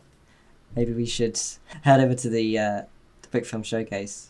Sure. For everyone new to the podcast, the Brickfilm Showcase is an opportunity for each of us to talk about brick films that either mean a lot to us or that we just want to talk about in general. And I guess to start off, I'll take my pick, which was Reality, What a Concept by Mark Butler. And this is a 2004 brick film that has, I'd say, pretty advanced special effects for the time. There's this kind of build that I'm not sure if it's like, if there's like CGI elements on it, or if it's just like an image that's been sort of like, cut out like for the mouths. But there's a really cool, it's just like an interesting kind of, concept of like this, the universe is all kind of like collapsed and it's like coming to an end just because this guy, the thing about monkeys, which is that was to do with the actual contest that it was a part of, isn't it? I believe. Yeah. It was like a bonus challenge in the contest. Yeah. Yeah. To include the phrase, "Hey, that's my monkey." Yeah. Ah, I see. That's there was an additional prize for the best use of the phrase. I mean, I can say I have never seen this film before. It feels very of that era. Yeah, the white voice. I mean, this all. Yeah, this all feels like none of this feels digitally built. Like it all feels like real photos. I think it's, if I had to guess, the way that the mouth is on this big sort of floating head, it feels like MS Paint a little bit, because I did very similar effects where I would basically make a matte, basically coloring a green screen into a bitmap file in MS Paint, and then using the color key in Adobe Premiere to key that out. So I was basically making my own alpha channels by hand, probably in this same era. So that's what this feels like to me. I mean, as far as I remember, your film All Alone has like digital faces. It does. Oh, very good. Yes. What year was that? That was like '03, I think, and then that was like barely anyone was doing digital faces at that point. This is where Sean knows more about my oeuvre than I do, folks. Yeah, again, that's another thing that exists. I'm not sure. Is it online currently? I don't think it is, because it had music that I don't own. Oh, I should say, with regard to old films of mine that have music that I don't own, it's almost always music. I feel like those are going to end up on the Paganimation Patreon page, just so that I can put them somewhere. People can see them if they want to, but I don't need to worry about my YouTube channel getting demonetized. Yeah. Well, I hope it's okay if we at least show a visual clip of All Alone when it gets mentioned. Oh, is there visuals to this? We put Brickfilm clips I see. The podcast videos when something gets mentioned. Yeah, that's cool. Yeah, I'm looking forward to actually putting Lego guys in space on loop while we're talking, because that's a fun visual. Gotcha. I should be able to dig up All Alone and to include a clip. Well, let me know if you can't, I guess. I'll see if I can find the CD-ROM that it exists on. We should make this a competition, see who can find it the first. I'm not gonna take that. I think I would not guarantee my own victory, so I'm going to abstain from this competition. But what I was going to say is, so stuff like A Day at the Races, that'll probably end up on my Patreon also. And I don't know what the distance is between when you all record versus when you release these episodes, but I can try to have it timed correctly so that people can at least see that one, because I have it in front of me. Oh yeah. Well, we do have a couple that are yet to be released. Okay. One that was, that's cool. You can just keep me updated. One that was recorded in May. So there's still some time, yeah. Yeah.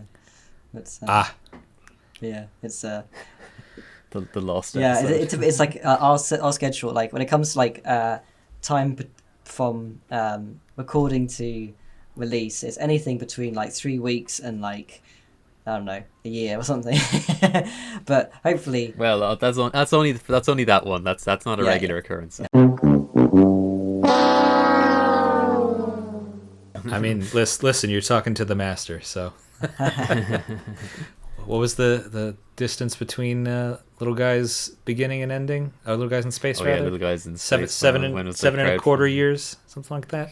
Not even the crowdfunding. Just when did I put not pen to paper, but finger to keyboard? You're working on it before the crowdfunding. Yeah, because I had the animatic was already done when the Kickstarter launched. But that was again a different person who worked on that. That wasn't me. Anyway, back to reality, back to life. Reality, what a concept. Yeah, I do appreciate the non minifigure aspects of this film. It's hard to watch some of this. It's hard to watch things from this era for me sometimes, because I find it difficult to turn off my brain of how I would approach it now. Like if I look at the mask around the little square of reality as it shrinks, I'm like, why didn't you just shrink the actual set? Like, why didn't you just? And I'm, because the answer is because it's much easier to just draw a rectangle and have that mask collapse in on itself. but that's just my own mental idiosyncrasies that I can't turn off. I do feel like it is a distinct visual when he's running and like the world is disappearing around him. Yeah. The face almost feels like Star Fox. Oh yeah. What is is that Andros? Who's the big Andros, face? Yeah. This is neat. Yeah, I've never seen this before. It's interesting to see. Again, you're talking about the types of minifigures who appear in that era, with both A Day at the Races and Lego Island. I feel like this. What is this? The 1996 or 7 Western guy face. Western guys. Yeah. Yeah, and the way that the yellow bricks are sort of faded, and there's that Lego basic arch, the red arch. Oh, the arch. Yeah. That's the mouth of the monster from the Magic Picnic is that same piece. Oh yeah. Yeah, this is neat. It's very even the writing and the tone of it feels very of this era. Yeah, there's something about the tone, the writing. I'm not sure how I'd even describe it. There's just, I don't know, something pretty distinct about the existentialism of the early 2000s post Matrix kind of thing. Yeah. I think you're onto something there, all right. It is very amusing to me. I didn't realize when I was first looking at this that the "Hey, that's my monkey" was the thing that needed to be included, because I think it does. It's nice because it doesn't stand out as like, oh, this is only there because of a contest. It's very silly. It was the best of times. It was the blurst of times. I do like that effect. I was just thinking of when you got the monkey, and it's it gets smaller and smaller. There's like more and more of them. I just could imagine in like 2004 that like that would be a type of thing that would crash your editor. Just like, now I'm gonna make them smaller and smaller. And I'm gonna have like 100 of these, and I'm like, I couldn't imagine what the playback was like for that. It almost feels like, do you all remember the website You're the Man Now Dog? YTMND. Yeah, it feels like that almost, where I could hear some sort of looping audio play over it. That I feel like that reference is going to be a generational divide. I'm fine with that. I might be in that divide. That like, what? Yeah, that's what I was expecting. It's all right. You didn't miss too much. But speaking of generational divides, what are the non-Lego Mega Bloks? Is that what they are? scientists? Is that what they are? Yeah. At the end of the film, there's these minifigures that are not Lego. Yeah, I'm pretty sure they were from Mega Bloks sets from the time. Like Mega Bloks, was there an Agents line? But there's a couple of these films from that time period. Like, people were surprisingly willing to use Mega Bloks. There's always been this sort of like stereotype, I guess, that like, oh, brick filmers are they're surely going to hate you if you use Mega Bloks, right? But right around this point in time, there's actually a decent number that have Mega Bloks. Like, I think one of the Left Field films has one of those guys in it, and Sigh the Magic Word, and now that you're saying that, name more, but thinking about Mega Bloks of that era, I'm reminded of another film that was inspirational to me, which was Robota, which I believe also has some non-Lego elements in it. Yeah, that's true. For it's not something I really care about. Yeah, had I not talked about Roboto in like a previous podcast, that was going to be my first pick for this. Yeah, I think that might have been the showcase pick on literally the first podcast episode we ever did. Nice. It was like I think it was like fourth. It like maybe I don't know. It was like, well, we love to share Robota at any given opportunity. I'm always posting it in the Discord, and usually when I post it, somebody's like, "Oh my god, I've never seen this before," and it's amazing. One of the best Brickfilms ever made, easily. I'm happy for you to bring that up. I think I had some sort of brief conversation with the director. Oh, really? Mark Berto, yeah, probably in the early 2000s, because I think he was involved in a film festival that Little Guys played at in Canada. And I, at a certain point, my email records are just lost to time. again, like so many things from that era, I don't think I have any emails before 2004 or 5. So it's possible that, like the job inquiry to spite your face, my correspondence with Marc Berteau is just gone into the ether of the internet. But yeah, this is a neat film. Yeah, I guess yes. we got to stay on track. Stay on track before we end up talking about Roboto for the rest of the podcast. Yeah, do you want to pick yours? I'll show yours. Oh, okay. Me. Okay. So, yeah, I decided to pick a film by the great Go Lego, creator of many classics over the years. And so, of course, I went with the most stupid video on YouTube ever, particularly because I was thinking, I got to pick something that seems like reminiscent of something that you would make. And then I thought, this video, it has this figure that, like, it kind of reminds me of Little Guys. I guess this film is like Little Guys, but AI generated. Maybe you could say. It is interesting. It almost feels like, this is a video from 2010, but it almost feels like an Instagram filter or something like that. The way that the facial features are animated on this character. Yeah, I was just thinking that I'm sort of at a loss as to how to introduce or describe this film. Maybe it's one of those films that you just kind of have to watch. Yeah, I mean it's sort of a it feels like a test, like a test sort of exercise, or like a promo video. Amused by figuring out that you could make this effect. But certainly, in addition to the scale of this character, there's also the puppeting things from off-screen aspect that is right. I think right in my wheelhouse. Is there actually no stop motion in this at all? Oh, good question. I believe you may be correct. I don't think there is. Yeah, because like you've got I think the hammering shots are live action, and then it cuts to put the new nail on, but then it's cut into a new live action shot. So. Well, and there's another film that uses these same characters.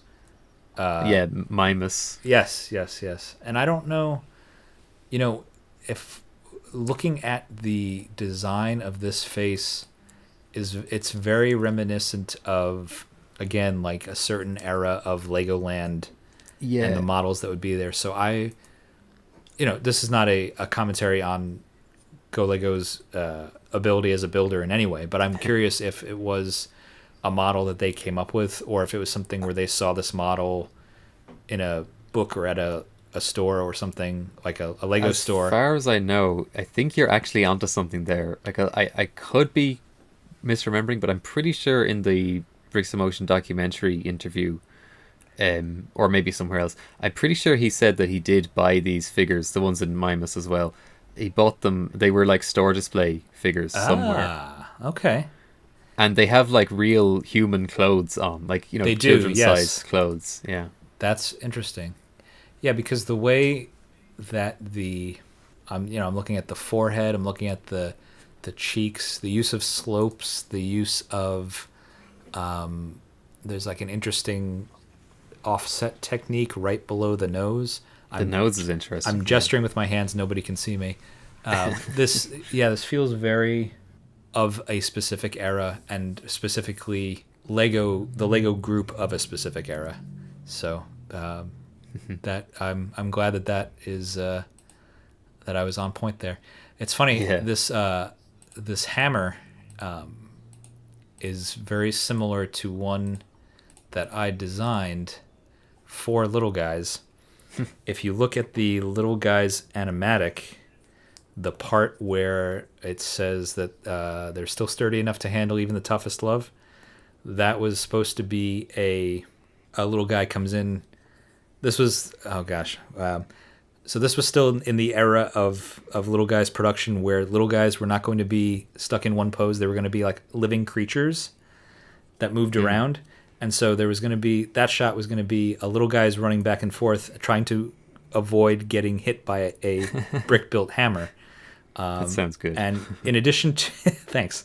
In addition to the revision of the film to have Little Guys just be in one static pose, I also had to revise the hammer gag, because what I discovered as soon as I tried to film it was that the little guys themselves were more resilient than the hammer I had built. So when you hit them with the hammer would break and the little guy would stay solid. So that you could put a technique rod through the 2x2 round bricks and it would keep it together. I think it was the head that would fall off, because it was more like I had built it more like a claw hammer, not like this, which is more like a simpler hammer design. But I was picturing the little guy like running around trying to avoid the hammer, but it's like, moving by itself, but still T-posing, and its legs don't move, and it's just like rocking back and forth, running around, and it's a funny idea. Do you know, actually, Sean, I'm really surprised we didn't think about this when we were in Germany, that those the traffic lights men look like little guys when they're doing the T-pose. Ample man, yeah. Mm-hmm. Yeah, that's true. Actually. I don't know what this is, but I need you all to send it to me. Yeah, is this like in Germany they have this particular character on the traffic lights, and it's like you can go into the gift shop and buy merchandise of the traffic light character, but yeah, it looks like little guy kind of. Oh my goodness, you're right. At least one of the poses does. That's fascinating. Yeah, I'm actually just thinking then about what you're saying, like how like originally you have like little guys actually kind of like moving around and stuff, and I'm really glad you chose the just make it static like as you did, because I think that is a huge part of the humor of the of the video, is the idea of selling a product which is kind of doesn't do anything and making a huge deal out of it. So yeah, it definitely adds to humor that they're just a static thing, especially when it's kind of like juxtaposed with like how detailed the animation is.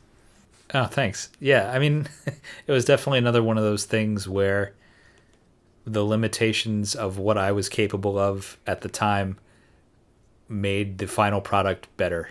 And I'm always grateful when that kind of thing happens, because if I could just do anything that I wanted, maybe we wouldn't get to as good of a film, or as memorable of a film. And sometimes the solutions to things coming from, well, we just can't do this one thing that I wanted to do. Sometimes that does end up like, I also like that they're not moving around, independently of the fact that it would have been a lot more work. It's actually way preferable to me that they're just like exactly what you're saying. Like, why is there this big to do about these characters that don't do anything? And that was something that came from so many toys that I grew up with, like, or not even that I necessarily owned myself, but that I would see advertised or that my friends had or see in stores. It's like, this doesn't really do much. Like, why is it like, and the answer is marketing, but the fact that it was advertised in such a way, and then when you got it, I'm thinking about something like the NES Power Glove, or certain, not necessarily Transformers, but certain robot toys of my childhood, where that's the joke from Little Guys in Space, where the way that you transform it is just to lay it down horizontal. That's something that always, like, I feel like I saw that so often as a kid, and it's like, why did you try? Like, what is this design? What did you do here? What exactly is transforming about this? I'm just looking at it from a different angle. Yeah, I love how, like, that how the Little Guys is kind of, a parody of these sort of things, almost like a commentary almost of like the way that a product, like especially a toy, is sold as being like this unique thing, and like you're basically told it's basically cool because you're told it's cool. Mm-hmm. Yeah. And yeah, like that's like definitely what like one of the things I really enjoy about Little Guys. But speaking of which, that does bring us back to the most stupid video on YouTube ever. Because it's funny, you mentioned earlier that you can still see the dislikes, and that this video has a lot of dislikes, and there's a lot of comments of people saying it's so scary, and they're unsubscribing, and it's the worst video they've ever seen. They just they're missing the point entirely. Maybe this video was ahead of its time. If you released it now, I think Yeah. the sense of humor has caught up to it. Yeah, definitely. I think I played this at one of the Brickflix. I don't know if I said this already. I think I played this at one of the Brickflix film festivals because I remember programming either this or Mimus or both into one of the screenings that we did. It's a daring choice. Well, I tried to just get variety, you know, like Yeah. at a certain point you would have a screening that would be all minifigure scale fight scenes if it wasn't for for stuff like the most stupid video on YouTube ever, part 1 of 1. So yeah, David, did you want to talk a little bit about your pick? Sure. Yeah, so I picked Greedy Bricks, which is a film from also 2004. So without even realizing it, the same era. It was a strong year. The same era as reality. What a concept. Anyway. But yeah, this is a film that I often use when I teach classes. I've done a lot of teaching at Lego fan events or elsewhere. You know, teaching Lego animation is pretty much what led to the Lego animation book, because Dave Pickett and I spent enough time doing classes at fan events and selling our own DVDs and such. People would ask us, you know, oh, does this DVD tell you how to make stop motions? And we'd be like, no, it's just a film that we made.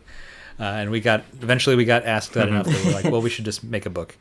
But yeah, so this is a film that we used. I think I was using it in classes even before I met Dave Pickett, but it's such a wonderful example of minimalism.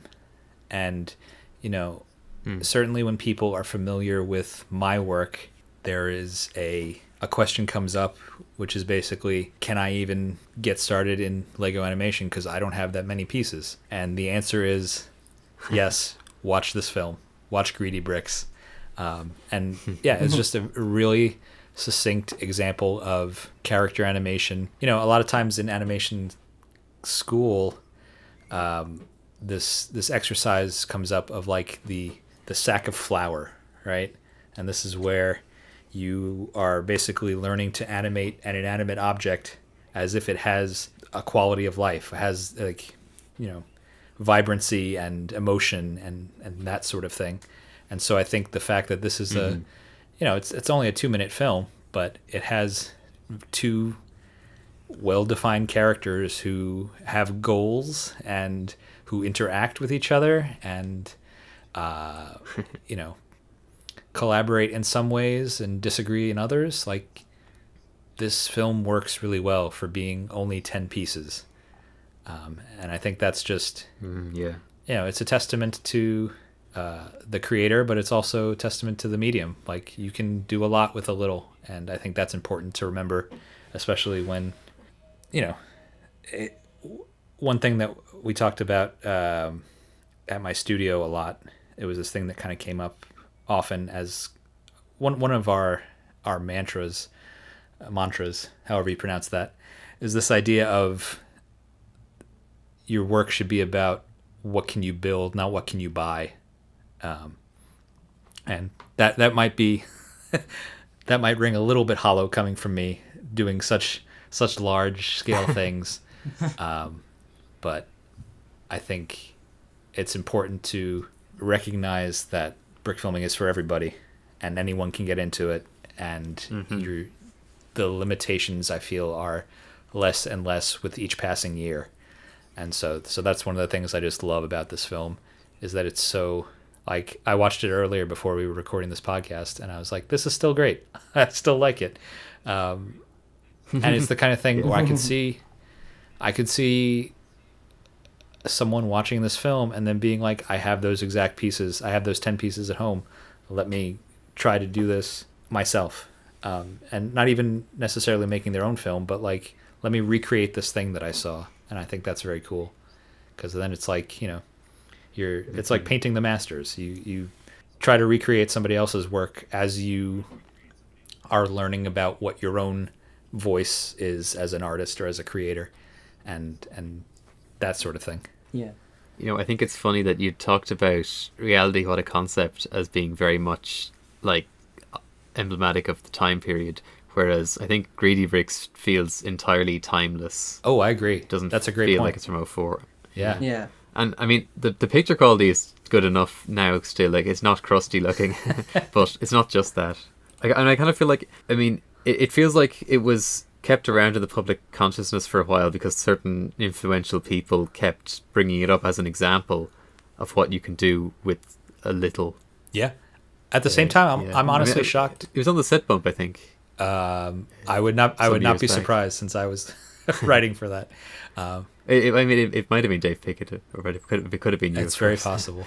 But I'm honestly surprised that there's only like 4,800 views. That seems like not enough. Well, I mean, when did Mirko upload his stuff to YouTube? Sorry, I'm looking at the YouTube upload. First comment, Brick 101. One of my favorite brick films. I love to show this to new brick filmers to show what's possible with a few bricks and a lot of animation. And there's a reply that is reminding me that we actually we mentioned this film in the Lego animation book as an example. Yeah. Well, there you go. Yeah, it keeps getting brought up, so it's transcended time. I think that it's wonderful. I think when you selected this pick, it did occur to me that it's like the exact opposite of Little Guys, like the opposite end. But I think there's like I really like this idea that there's like there's like both versions, both like films are they do what they can with like what they've got like perfectly, and they take the most they could have out of what they've got, even if one is like this huge like big scale thing and the other one's just 10 bricks. There's something about that I find really, the fact that they both tell a unique story, and I find that really quite resonating. Yeah, I mean, at the end of the day, that's the story. That's what makes Greedy Bricks resonate. I mean, also the technique and that it's 10 bricks, but like, that it tells a story is what ties it together. The vending machine reminds me of A Grand Day Out. There wasn't on it. Oh sure, yeah. It's funny, I'm looking at it. I'm just scrubbing the playback bar. The lighting on it is very interesting as well. Like, there's a very distinct key light, and it helps the shadows to be cast in a very specific direction. I don't know if that, I've never noticed it before right now, just because I think I'm looking at a small thumbnail of the playback.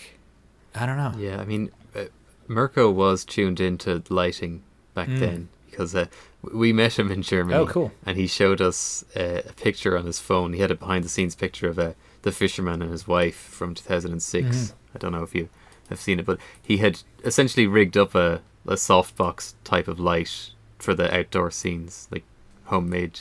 So, he was definitely thinking about the lighting setup on a more complex level than many people. Yeah, it's cool that comes across even on a film about 2 bricks. Yeah, I'm looking at the fisherman and his wife now. There's like some nice cast from the TV light. There's trying to do outdoor scenes is always difficult. Yeah. There is something nice about this that feels sort of overcast. I'm looking at like one specific shot that's at around 2 minutes, and the shot itself is a little fuzzy, but the lighting of it feels correct for what the clouds are. Yeah, I feel like it took a long time for a lot of people to really start paying attention to the correct direction of the light and the feel and all that. Like, Mirko really is one of those guys, similar to Spite Your Face. Like, Mirko's films it doesn't matter how many years go by, like, you can always look at them and look to them. They'll always hold up and have things to teach people still. Yeah, and I think that's I don't want to end this discussion on like a down note, but I feel like that's what does not work for me about sort of the era of disposable content that we're in right now. Yeah, I feel just it. because that's not really what I'm interested in making. And the fact that these films are so simple but so timeless, like that's something to strive for, as far as I'm concerned. But of course, on Bricks in Motion, we like to try to. We have the Brick Films of the Month video series, which we've recently brought back, and hopefully will remain consistent. Nice. And which we use to highlight the more sort of fully fledged films, because of course, like since there's so much stuff being made, like there always will be a good number of like serious projects coming out each month. It does kind of feel like there's a lot more of the disposable type of stuff, and I don't really like to talk badly about a lot of stuff people would be making, but basically, yeah, I hope that going forward we can continue to prop up the films that hopefully will hold up and make an impact. For sure. Well, and like I was saying earlier, like all this stuff goes in cycles. I think to me the disposable stuff of 10 years ago was like everyone was making a film about clone troopers, and that's that's not something that I have any interest in personally. But at the same time, maybe that's a thing where it's like, okay, somebody's first film was about clone troopers, but maybe that led to them making something that they wouldn't have made otherwise. So, it's tough because I am old enough that so much of my backlog is, has a little red X to it and is considered a lost brick film. But, people the generation beyond me don't necessarily have that same, you could call it a luxury or you could call it a downside. It could be a lot of things, but they're doing all of their experiments on the public stage in some cases. And if that had been the case for me when I was starting out on this, maybe I don't end up continuing to do this stuff in the same way that I did. I don't know. It's like, it's another one of those weird thought experiments that kind of has no real answer. But yeah, I think when all is said and done, the stuff that's timeless is going to be timeless, and all you can do is try to, like I was saying before, create your own trends as opposed to following others, and make the best thing that you can make at any given time. I'm flashing back to when, like, literally my delivery system for my videos prior to the year 1999-2000 was I would give my friend at school a VHS tape and he would borrow it overnight, and that's how I showed people things I made. And because I am sort of to a certain degree a private person, I'm grateful for that now, but you can't always control what era you come of age in, and I don't know how I would do in the current era if I was a little younger, because I don't feel like I'm necessarily correct for the current era of media at the age I am now. I just put out the first Paganimation News, a newsletter that I wanted to make, partially because I always thought it would be fun to have a newsletter and make it like well designed and like a standalone thing that I could put up as a PDF or mail to people. But it's also because social media keeps changing and it all feels so much like I'm talking into a void, when really I'd much rather be directly contacting people who are interested in what I have to say or who have things that they want to say to me. So trying to not only take inspiration from history in in terms of the films that you are inspired by, but also looking at what the current I guess that is looking at what the current trends are and realizing, I don't want to do that. and finding an analog that feels right for me as a creator. Yeah. You can only do what's right for you. I feel like it's a suitable note to end things on, I think. Sure. I know it sounds like a cat poster. Yeah, but no, that's a really yeah, that's a really nice. So it is a really nice thing to kind of end on. So I think that's pretty good. Yeah, I just want to say thank you so much for joining us. I know it's been it's been a long time coming, but it was really great to have you on. And of course, we're extremely happy to have a recorded podcast with you. I don't think I said this before, but like, yeah, definitely, you're definitely, up there as one of those people that I was watching early on when I was starting out, and really kind of inspired me to just like really think, just like there is really no limit. Like, your imagination is your limit. And it's definitely something that I felt with your films, and I think that like you've left a amazing legacy with the work that you've made, and continuing to do with the animation book and all that kind of stuff. There was a really funny story I want to kind of just include. Joko, one of the team of Bricks in Motion. So I mean, he went with us to Germany where we went to see the Steinway. And there was this like raffle that he took part in, and he won a Lego animation book, German translation. So, nice. Yeah, but he's not a German speaker because he was, part of the visiting Bricks in Motion crew. Right. So he took the German Lego animation book as a souvenir of the trip, but that's all it is to him. Now he's got to learn how to speak German, and then he can learn from you. Man, I would love to get out to one of the international Brickfilm festivals at some point. I would also love to do another one here in the States, but maybe that's for down the line. It does seem like a lot of people are in the southeast area. We've got Four Monkeys, Ant Bandit. I feel like there's a couple others, but well, we certainly intend to visit Steinrei again in Germany. But there has been talk of people do like the idea of if there could be a brick film festival in America, and also like maybe somewhere in the UK or Ireland as well. That'd be good. That'd be nice for us. We're gonna make it. Sure. Yeah. the World of Brickfilms Festival. Yeah, that's the goal next 5 years. I mean, I'd love any excuse to travel anywhere I've never been before, be it domestically or internationally. Yeah, no, thank you guys for having me on. Thank you for answering your email 5 years after the fact, because that's how long I take to reply sometimes. But yeah, I'm happy to talk about animation with Lego bricks endlessly, as I often say.